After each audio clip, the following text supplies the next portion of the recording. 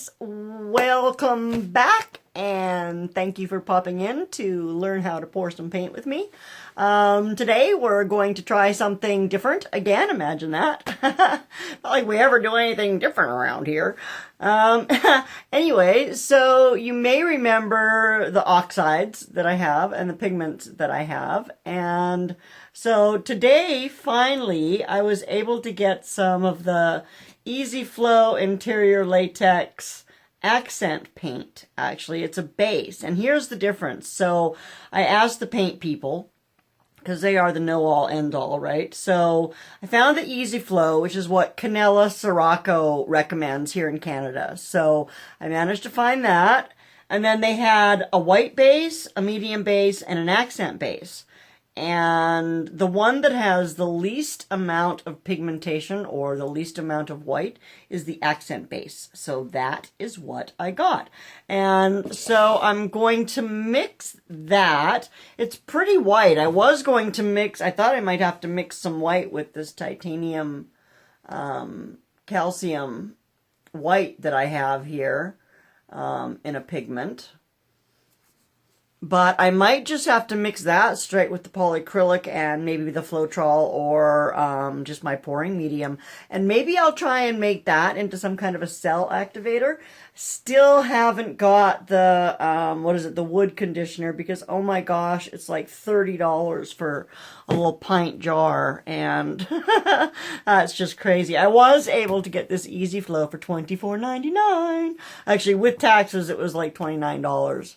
29 something. Anyway, so I'm not going to probably mix all of them with you, but I am going to pop you up here and at least go through mixing one. So again, thank you so much for watching. I have 51 subscribers now, so that makes me super happy. We are getting a little bit bigger every day.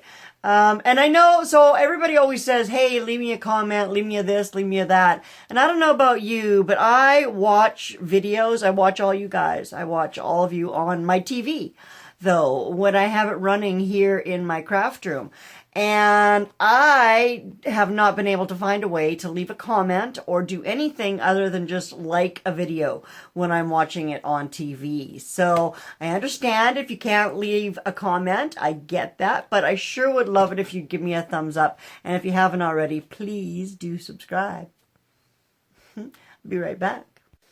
So here is that Easy Flow, and I'll leave that up there for a second so you can pause and get a screenshot of that. But that's what it is. It's the accent base, and it's the one that has the least amount of white. So for mixing it with my oxides here, I think that it should be pretty effective without changing the colors too much. I know I've mixed them with, does that get any better? Sure as heck doesn't. Anyway, I'll tell you what colors they are.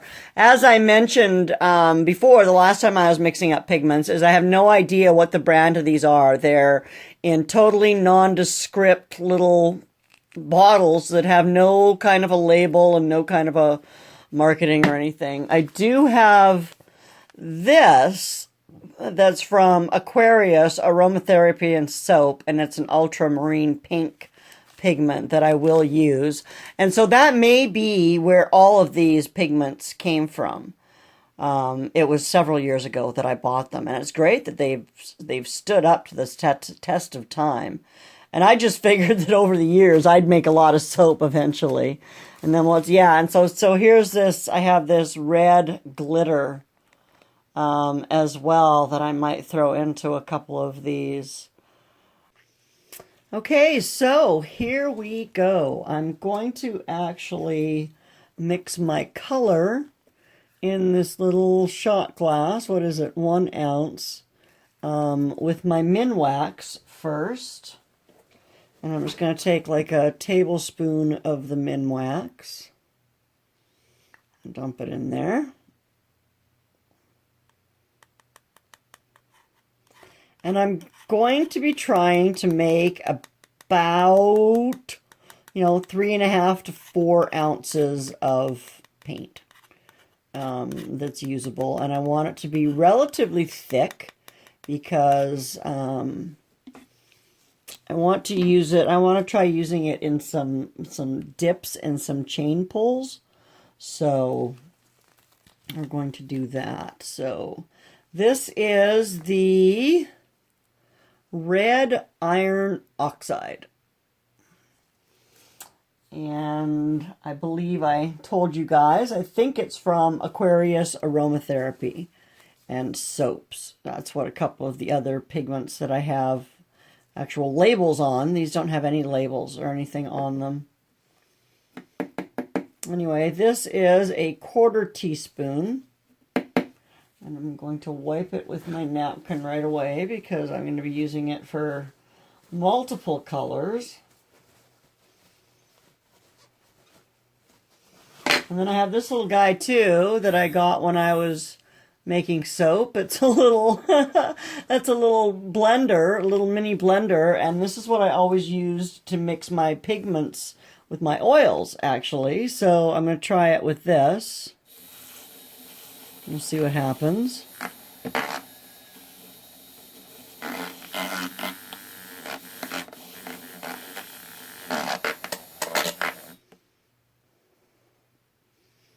So that mixed pretty nicely.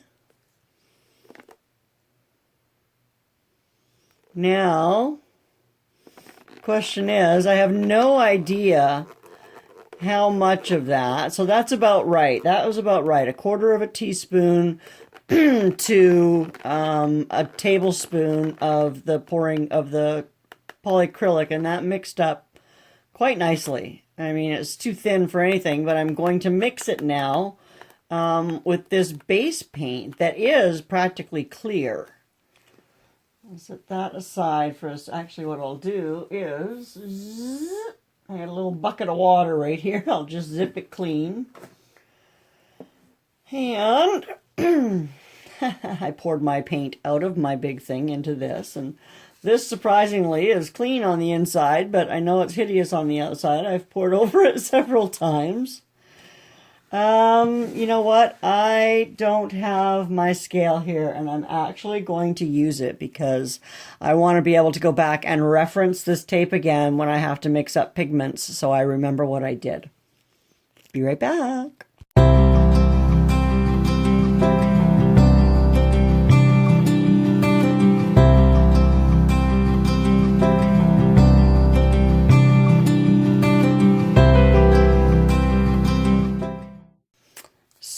So I've put in about 2.68 ounces of my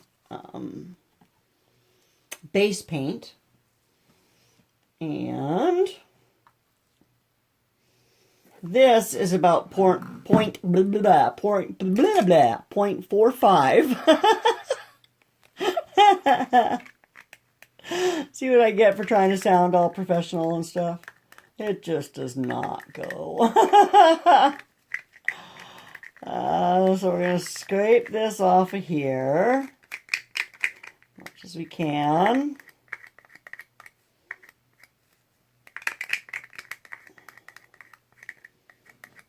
And we're going to mix it in with this paint, or in with this base.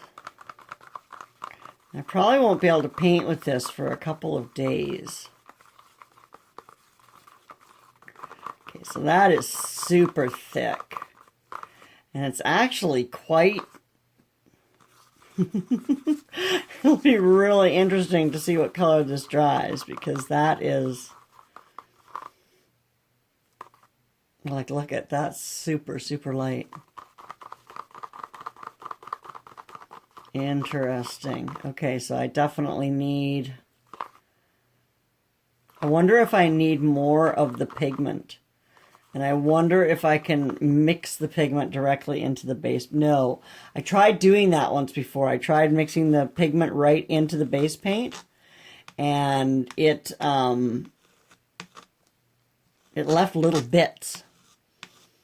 So I think, well, I need more polyacrylic anyway in this for sure, because way, way, way, way, way too thick.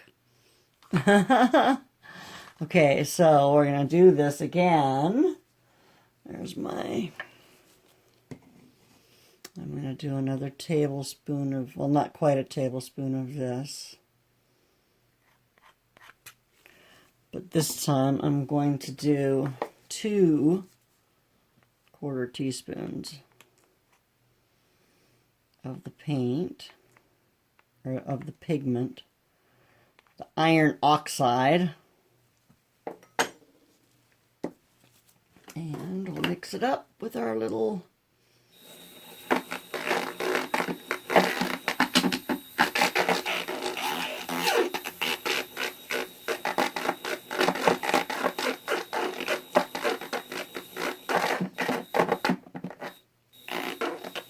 I think my battery is dying. Sure sounds like it.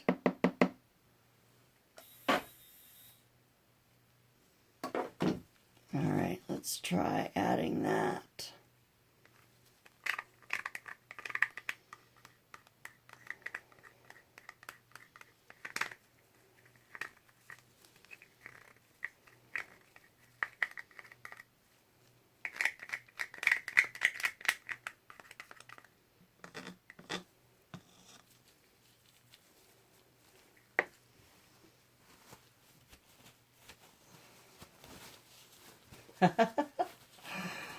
My goodness, that's kind of a blood-colored red. Anyway, see if that can scrape some more out of there. No.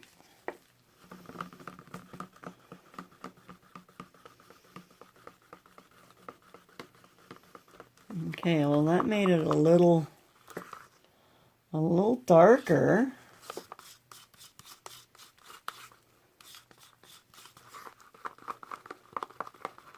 Question is, what color will it dry, right?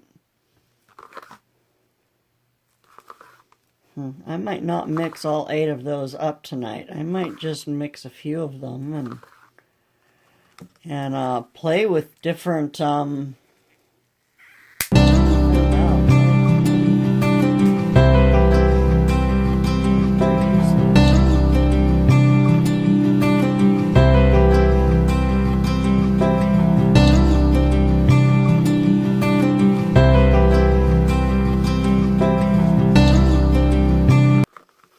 still too thick, right? Still way too thick. So I'm going to mix with some polyacrylic, and I'll keep track, and when I have it at the right consistency, I'll come back, because I don't want to bore you guys to tears. Okay, so this one actually shows the consistency quite nicely when I drop it. So if you haven't seen trace before, can you see that? You see how it just leaves a little bit of a pattern on the top there? And then it just sinks right in. That's the thickness that you want it to be, from what I've seen. And we'll see if I'm right or wrong about this when I try to actually do a painting with these pigments. But I'm pretty sure that's the texture you want for doing dips. And I'm going to try some string pulls, or some thread pulls. I've got threads, so that's what I'll use. I think I might have a chain or 2 as well that I might try. But so I think you want a thicker paint for those as well. So my final consistency here to make my 4 ounces of paint was 3.5 tablespoons of the Minwax polyacrylic and 3/4 of a teaspoon of my pigment color and 2.5 ounces of my base. And as you know, I have no clue how these colors are going to turn out and how they're going to look when they dry, but anyway, if you just pinch this a tidge, I should be able to pour it right in there without having to dirty up my, but you can see what a pretty color, right? That's that pink ultramarine. You can see all the little bits of blue that are in that. And this is going to fill up this little 4-ounce bottle almost to the top. And then I'm just going to flip this cup over on the other side of my table and let it dry. And then I will peel out the paint. If it doesn't peel out nicely, I've found that letting it soak in water for a couple of days really helps. Or, you know, an hour or two, however much time you have. Mine ended up sitting there for a couple of days. I'll be honest. Sitting in a tub of water, and then I was able to peel it off and reuse the cups. So, anyway, that is what it is. That's it for now, I think. I'm going to mix up a bunch of these other colors. I have 7 more of these little bottles and more pigments than that in different colors. So I'm going to mix 7 more of these up, and then I think I'll probably let it sit overnight and come back and paint tomorrow. Tomorrow night or Saturday night. It's Thursday now. Thursday, February. Oh, come on. My clock doesn't want to wake up. I suppose it's probably got a dead battery. Anyway, I don't know. It's Thursday night. It's the first Thursday of February, whatever day that is. And I'll be back after I've mixed some more paints and maybe show you some of these colors. But that's pretty cool, right? I'm loving this, making my own paint. Woohoo! Who'd have ever thought, right? Squeezy? Squeezy Weezy? Christy? Lana? Edie? Who would have ever thought that someday I would be making my own paint? You guys come on out here to Vancouver Island and I will teach you how to pour some paint. We will have a wonderful, wonderful time.